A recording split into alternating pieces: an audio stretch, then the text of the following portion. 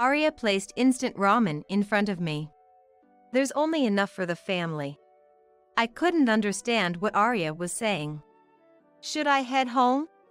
Kevin said just that and started towards the entrance. Yes. I also stood up and followed Kevin. I'm sorry for everything that happened. Like emotions bursting out, I told Kevin everything up to now. How Arya had suddenly changed her attitude towards me. My name is Harper. I'm a 56-year-old housewife. My husband's name is Kevin. Kevin and I worked at the same company. It was what you'd call an office romance. I was in accounting, and Kevin was in sales, different departments, but he would often come to accounting. Kevin used to distribute souvenirs from his business trips to the accounting department. Kevin was thoughtful and kind. Whenever I had to go to the sales department for receipt verification, Kevin was the first to help. Even when it wasn't his fault, Kevin would always apologize. His handling was sincere, and his smile was kind. I was secretly attracted to him, but too embarrassed to make the first move, so we continued as colleagues for a while. Then, one time, it came to light that one of the employees was falsifying receipt processing. Kevin cooperated with the accounting department, worked hard to uncover the truth, and when it was resolved, he invited me to a dinner under the pretense of a consolation party. I thought it would be a group outing, but it was just Kevin and me. I was surprised, but more so delighted. Dinner with Kevin was so enjoyable that I lost track of time. We shared a hobby, or rather a way of thinking, like finding it fun when the numbers in the ledger matched perfectly. After that, we went out to eat several times, and went on dates. After about 6 months of this, Kevin proposed to me. I pretended to think about it, but was extremely happy. I tried to keep him in suspense for about a week, but my happiness got the better of me, and I said yes the next day. Kevin has been very kind since we first met. That hasn't changed, even now that we're married. He always thinks of me. He makes sure we have quality time together as a couple. I consider myself very lucky to be married to Kevin. I continued working after we got married, but I quit when I got pregnant with our eldest son, Brian. Brian's birth was difficult. He was breech. Kevin was told by the doctor that it could endanger either of our lives. Despite this, we doted on Brian when he was born. Brian was a mischief maker, leaving the house covered in doodles, dismantling toys quickly. Still, we didn't scold him and let him grow up freely. Because of the risks associated with pregnancy and childbirth, Kevin and I decided that Brian would be our only child. For that reason, Brian was our precious treasure. In kindergarten and early elementary school, he was so free-spirited that he caused his teachers quite a bit of trouble. We were cautioned at numerous parent-teacher conferences.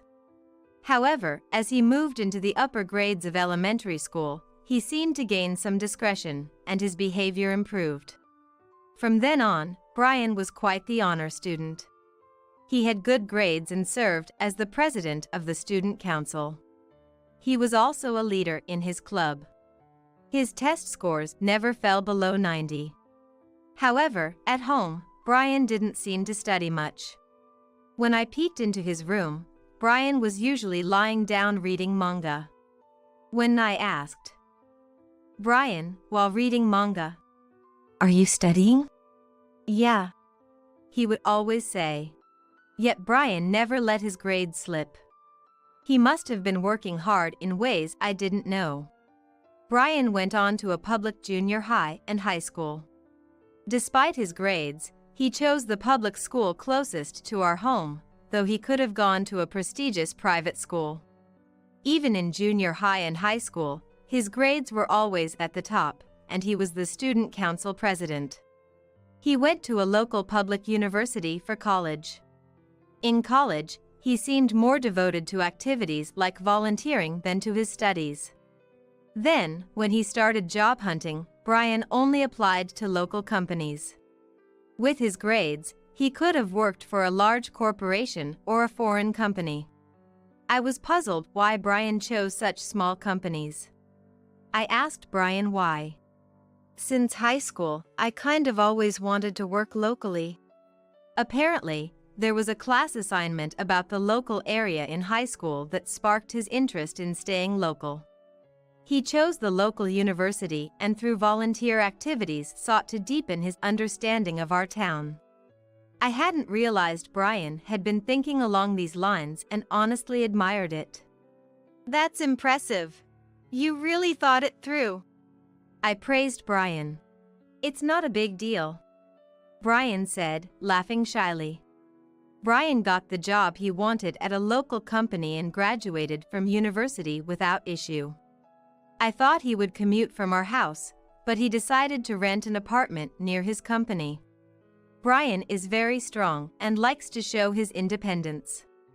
It's all experience, he said. He wanted to experience living on his own and learn how difficult housework can be. Our home became quiet as if a light had gone out after Brian left. But then I remembered, this is how it was when Kevin and I first got married. I decided to enjoy living just with Kevin again. Thanks to Brian choosing public schools, we had quite a bit of savings left. The mortgage on our house was almost paid off, so it looked like we could pay it off around the time Kevin retires. Furthermore, my parents have a broad apartment management business. Eventually, it looks like I will take over the apartment management. We won't have any financial troubles in our old age. Brian's apartment was close enough that he could come and go by bicycle, so he often came home. Thanks to that, I never felt lonely. After a few years of this peaceful life, Brian said, I have someone I want you to meet. It was when he was 26. Brian brought that woman home. Let me introduce you. This is Arya. Brian and Arya worked at the same company, and she was in the accounting department. Hearing that, Kevin and I exchanged looks and laughed. Brian and Arya looked at us curiously. Kevin started telling our story with a laugh. Listening to us, Brian and Arya looked at each other and laughed too. Arya was petite, with eyes that drooped down when she laughed, giving her a very cute and kind impression. Arya seemed restless, looking around our home. Her actions reminded me of a little bird looking around, which was charming. Kevin and I liked Arya right away. If only we had been suspicious at that moment. The trouble that followed might have been avoided. There was a hidden reason why Arya was looking around our home. Kevin and I failed to notice it. Nice to meet you. Arya's voice was very pleasant, and I thought Brian was lucky to have her. Arya was a good listener, and even the usually quiet Brian seemed happy talking with her. The four of us had dinner together and enjoyed a pleasant time. After Arya and Brian left, Kevin and I were relieved and happy that Brian had chosen a good partner. I felt like a weight had been lifted off my shoulders. Brian and Arya's relationship progressed smoothly, and they decided to get married. They had their wedding at a local venue and were blessed by everyone. Kevin and I were so happy. That day became one of the most memorable in our lives. However, we couldn't have imagined that from here, our lives would start to spiral downwards, with misfortune hitting Kevin and me. At first, we thought it was coincidence or maybe Arya wasn't feeling well, but it didn't seem to be the case. Her attitude towards me got worse day by day. When I tried to discuss what to have for dinner with Arya, at first, she pretended not to hear. The next thing she would say was usually, "What?" in an annoyed tone. I was taken aback by Arya's attitude. "I was wondering what to have for dinner." Arya's replies were always cold. "Oh, whatever is fine. Harper, you decide." The atmosphere wasn't conducive to discussion at all. Arya's attitude had clearly changed since we first met. And it was only towards me.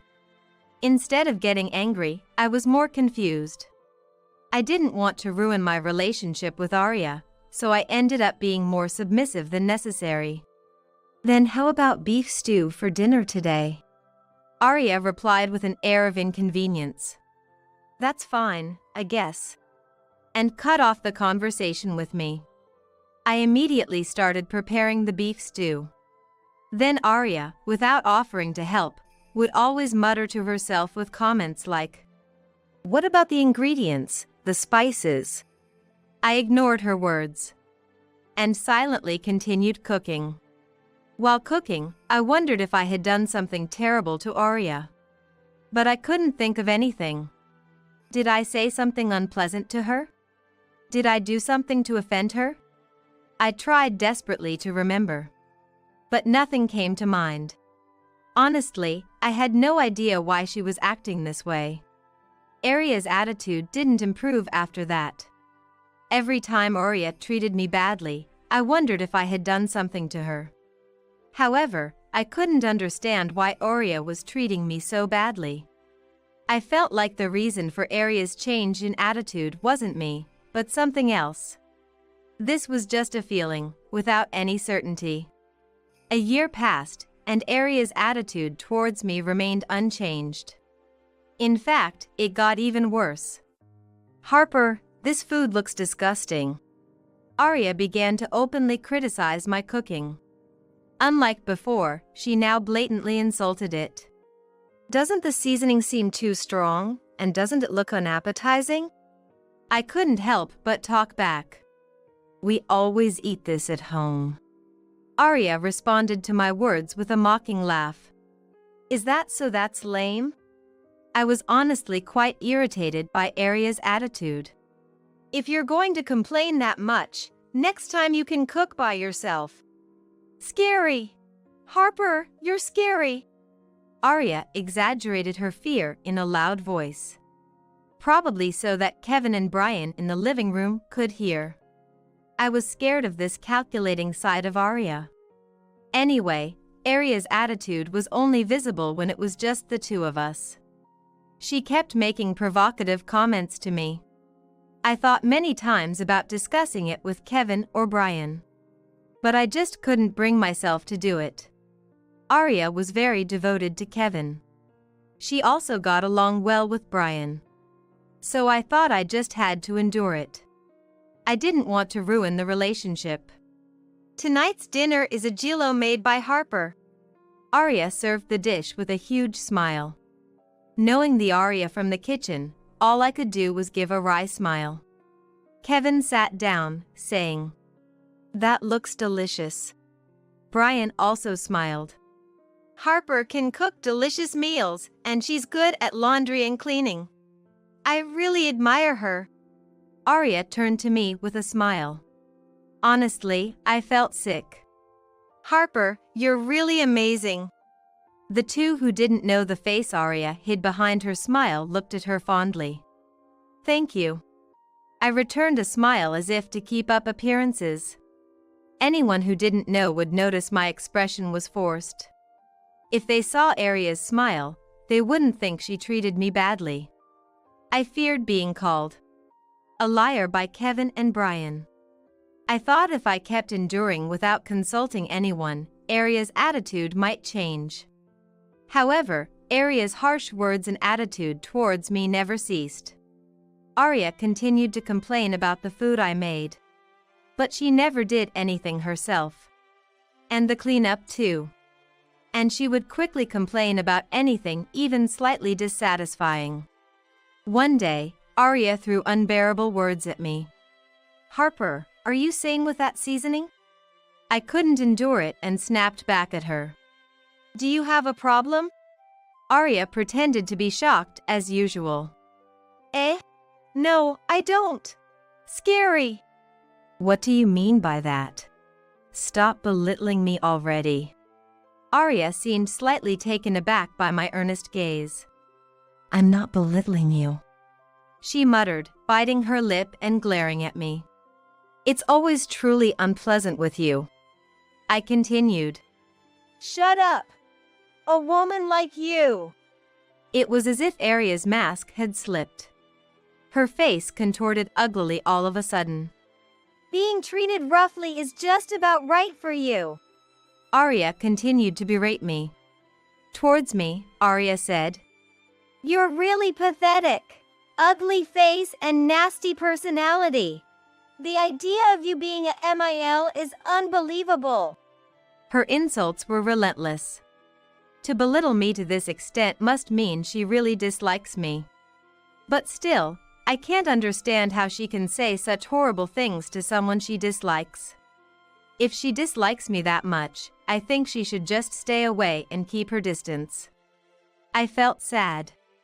It's sad that you think that way. Arya raised her voice in a semblance of panic. No, I really can't take this anymore. Hey, are you okay? Kevin called out from the living room. Arya's loud voice had reached the living room. I heard a loud voice. Brian came into the kitchen. Brian came from the living room to check on Arya and me arguing. Seeing Brian's face, Arya seemed to regain her composure. Sorry, there was a cockroach. I went along with Arya's act. Yes, that's right. Sorry for making a fuss, Arya said. We've dealt with the cockroach, so it's fine now. And pushed Brian back towards the living room. Brian said, Okay, and went back to the living room. Neither Arya nor I wanted to involve Brian and Kevin.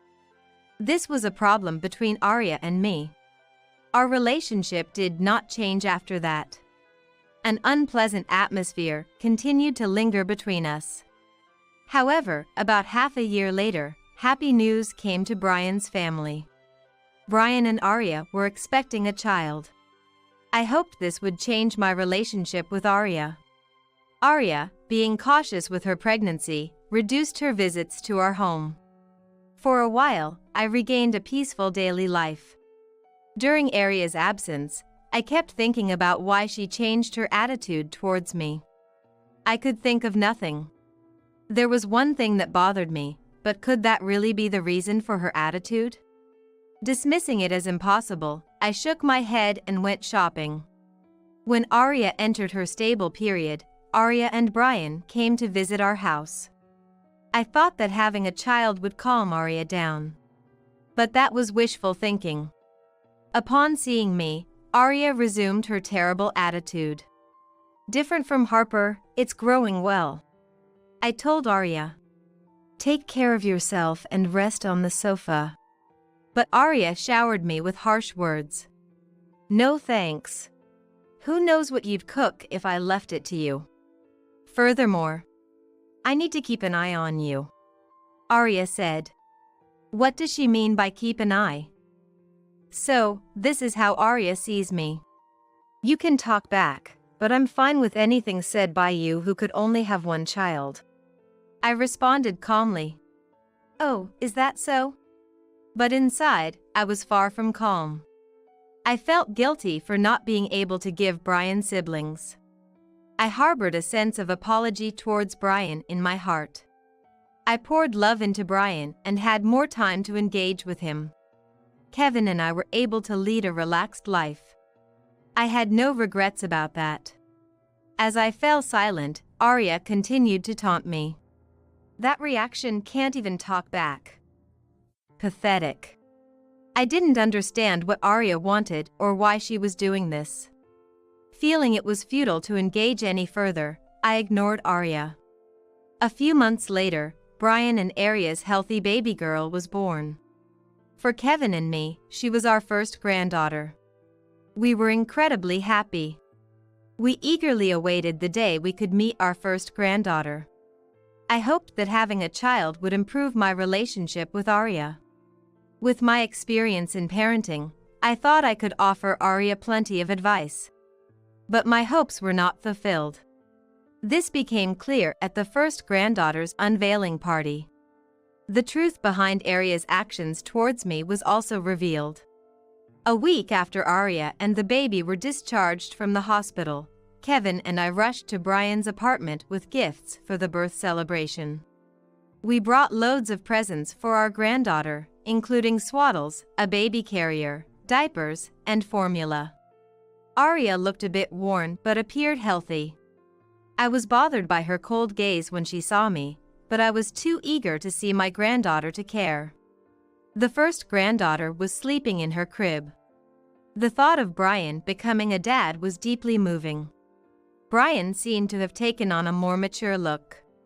I laid out the groceries I had bought on the table. Thinking they wouldn't have had proper meals just after the birth, I had bought plenty of ready-made food for Brian and Arya. As I was about to start preparing in the kitchen, "Please sit down, I'll take care of it," Arya said. "You don't have to push yourself," I replied, but Arya insisted and pushed me down into a chair. "It's okay." I sat down, feeling overwhelmed by Arya's insistent behavior. Arya plated the ready-made food and served it in front of Kevin and Brian. "Please eat." I thought my portion would come next, but Arya placed only one plate on the table. Not in front of me, but at her own seat. I had a bad feeling but remained silent. "Oh dear, I forgot Harper's portion." Kevin and Brian laughed. It seemed I was the only one with a bad premonition. But Kevin and Brian were soon frozen by Arya's next action. Arya placed instant ramen in front of me. "There's only enough for the family." I couldn't understand what Arya was saying. As I sat there stunned, Arya added insult to injury with a laugh. "You're not family. You're a stranger. Isn't that obvious?" I didn't understand what she meant by not being family. I realized Arya's feelings towards me hadn't changed from before. Then Kevin stood up. "Shall we go?" With just those words, Kevin headed towards the entrance. Yes. I also stood up and followed Kevin. In the apartment lobby, I apologized to Kevin. "I'm sorry for what happened." Kevin looked at me with a gentle smile. "It's Arya who's in the wrong." "What happened?" I told Kevin everything, like a dam bursting. About how Arya suddenly changed her attitude towards me and pretended to be friendly in front of Kevin and Brian. Kevin looked into my eyes and nodded slowly. I asked Kevin why he believed everything I said. "Well, I never imagined Arya would do such a thing. If I were in Kevin's position, I would think the same. Arya had been very cunning. Harper, you wouldn't lie, especially not to speak ill of someone." Kevin trusted me. I was really touched by that. Kevin muttered to himself as if talking to himself. "It would be unthinkable for me, her husband, not to believe Harper." Tears welled up in my eyes. Kevin handed me a handkerchief with a laugh. "I'm also to blame for not realizing it sooner." It couldn't be helped. I had kept it all hidden. "I'm really sorry." Kevin's words made me cry uncontrollably. "Don't worry about anything. I'm here for you." Through tears. "Thank you," I said. How dependable Kevin was. I was moved by Kevin's kindness. As we were about to leave the apartment lobby, my phone rang. It was from Brian. Feeling guilty for ruining the celebration of our first granddaughter, I answered the call. Brian's call. "I want to have a proper discussion, so please come back." A proper talk. He wanted to apologize for Arya's rudeness and mentioned that Arya had been acting strangely. After consulting with Kevin, we decided to go back. Brian welcomed us at the entrance and led us to the nursery, which was already set up with a study desk and bed. I couldn't help but laugh at how prepared they were. "I'm really sorry about Arya. Has there been trouble for a while?" Brian seemed to have noticed something. "That time in the kitchen when there was a loud voice, you were arguing, weren't you?" Right, we had lied about seeing a cockroach. Brian had known all along. I explained to Brian how Arya's attitude changed towards me shortly after their marriage. Brian was silent, but his fists were clenched tightly. "I'm really sorry." Brian believed what I said. I thought Brian might defend Arya and call my story a lie. Tears came to my eyes again. "I've decided to divorce Arya." Kevin and I were shocked and speechless. "Why?" I managed to say just one word. Kevin nodded in agreement. Brian said as he left the room and headed for the living room. "I'll explain everything now." Kevin and I followed him. From the living room came Arya's crying and "No!" a scream. The divorce papers were on the dining table.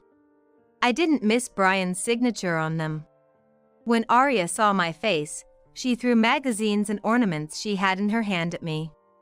One nearly hit me. Then, Kevin shielded me, and a small ornament hit Kevin's face.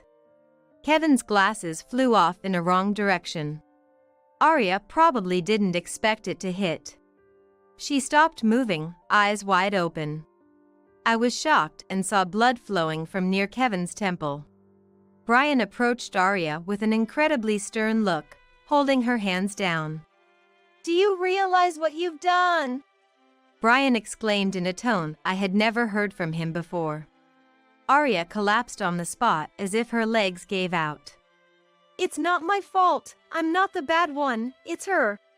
Arya was muttering the same words over and over, looking dazed. Brian looked at me sadly.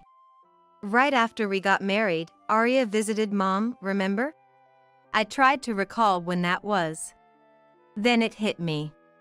I finally understood the discomfort I felt back then. Yes, Arya visited me alone. She had asked me for a loan at that time. Brian was unaware of this loan. "So, first, talk to Brian about it," I said. At that time. "Understood." Arya quickly agreed and went back home. Since she never consulted me about it again, I assumed it was resolved. This was a secret I kept to myself, so Kevin didn't know. Kevin looked at me, surprised. "I'm sorry I didn't tell you." I felt sorry for Arya and didn't say anything. "That's what I hate, your pretense of being good." Suddenly, Arya hurled insults at me. Quite a vulgar way to speak. "About that loan, Arya borrowed from somewhere else and repaid it." Brian also told me about Arya's spending habits. Arya has always been extravagant with money. She prefers expensive ingredients and loves brands. Even when Brian met Arya, she was in debt. Brian had a talk with Arya not to borrow any more money. Unless she agreed, he couldn't continue the relationship, and Arya consented. At that time, Arya was crying and apologizing. Brian looked down at Arya sadly. "Anyway, I'm definitely not in the wrong. It's her fault." Arya insisted she was not to blame, but her words lacked any conviction. Brian and Kevin looked at Arya with cold eyes. "Shut up! Just shut up! Shut up!" Arya began to cry and scream as if she had a tantrum. We couldn't handle her anymore and kept our distance. When Arya was about to smash a ceramic ornament on the floor, the baby in the crib started crying. I rushed to soothe the baby. When Arya yelled, "Shut up! Why is this kid crying?" we were shocked and looked at Arya. "Everyone's just getting in my way. Shut up!" The baby cried louder as if Arya's yelling set it off. I tried to calm the baby, but it wouldn't stop crying. "Ah, so annoying. Make that child stop crying now." Was this the real Arya? Her way of speaking remained vulgar. Those eyes were not sane. She seemed to have lost her mind. Concerned for the baby's safety, I decided to take the baby to the nursery. "Where are you taking him?" "Because I don't know what you might do." Arya was yelling to let go of the baby. "Arya, put down that ornament in your hand first." Arya looked at the ceramic she was holding up. Is it okay to show that to the baby? Kevin's calm words seemed to bring Arya back to her senses. She quietly put down the ornament and covered her face with both hands. Arya started crying loudly. In the end, Kevin and I decided to take care of the baby that day. We left Brian and Arya to talk things over slowly. The next day, Brian came to our house. Brian looked haggard but somehow refreshed. In the living room, Kevin and I heard the story from Brian. It was a dreadful one. Yesterday's story was about Arya's terrible spending habits. Despite Brian's persuasion, her spending habits did not improve. In fact, they had gotten worse. Arya, who had been borrowing money from everywhere, had set her sights on our assets. When I heard this, I understood why Arya had looked around our house when she first came. She was checking if there was anything valuable in the house, whether we were wealthy. Then she tried to extract money from me.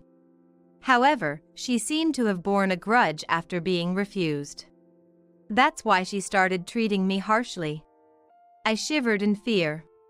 It wasn't that I was mean and refused to lend her money, I just wanted them to discuss it as a couple first. Arya took it the wrong way. But Brian's story didn't end there. Arya had been acting strange lately, so Brian had hired a detective to investigate. As a result, Arya's affair was discovered. Moreover, Arya was conspiring with that man to steal Kevin's life insurance money. I was shocked. How could it be? Brian nodded silently. They were planning to make it look like an accident. Brian continued the story with difficulty. Arya was tormenting me, trying to drive me out of the house. She planned to get rid of Kevin once I was out. What a thing to do. Arya had such a terrifying plan. I shivered and hugged myself. Brian had decided to divorce after receiving the report. He was about to discuss it when this incident happened. Brian said he was going to report it to the police. We can't stay silent about this. Indeed, if left unresolved, Arya might repeat her actions. She would take it for granted and do the same or worse. Arya should be properly dealt with, Brian said. Kevin agreed. I told Brian it was for the best too. Brian reported to the police, and Arya was arrested. Since she was trying to fraudulently claim the insurance money, it was natural she was caught. Arya's diary specifically detailed how to obtain the insurance money. Brian and Arya's divorce was finalized while Arya was in custody. Arya seemed to have claimed custody, but naturally, it went to Brian. Even the lawyers were appalled by Arya's claim to custody. If Arya is prosecuted, she and her co-conspirator will likely receive actual prison sentences. I want Arya to reflect deeply and face her crimes in prison. Not only did she ruin Brian's life, but she also caused great trouble for the child born into this mess. The assault on Kevin did not become a case because Kevin did not file a complaint. That was typical of Kevin's kindness. With Arya gone, peace has returned to my heart. I sleep well at night, and my heart doesn't race when I visit Brian's house. Life with just Kevin and me has been peaceful. The times Arya stirred up trouble seem like a lie to me now. Brian and the grandchild live together. Fortunately, Kevin and I live nearby. We help with everything from childcare center drop-offs and pickups to meals. Above all, being able to watch the grandchild grow up close is a joy. If things continue this way, Kevin and I might see the grandchild's coming-of-age ceremony. The grandchild was a baby, so he doesn't remember mom. It might be sad, but it's probably better that such a mom isn't around. Besides, it seems Brian has a girlfriend. The grandchild whispered it to me as a secret. I'm looking forward to Brian introducing the woman he wants to introduce. There's only enough for the family.